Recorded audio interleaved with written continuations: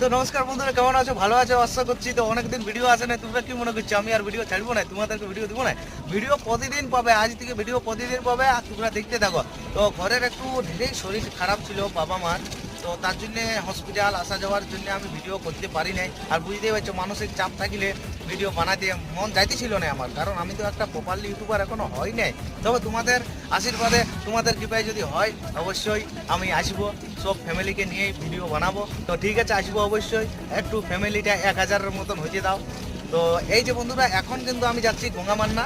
এই যে আমার গাড়িতে মাল নিয়ে আছে, দেখতে পাচ্ছ। এই মালগুলো গঙ্গামান্নায় ফেলবো। সকাল থেকে আসছি, প্রচণ্ড ভাড়া পড়েছি, 200-300 টাকা চালাই নিয়েছি অলরেডি। এখন এইটা নিয়ে যাচ্ছি, এইটা নিয়ে আমার 550 টাকা কাজের মতন হবে। আর ব্যাটারিও প্রায় শেষ হতে এসেছে।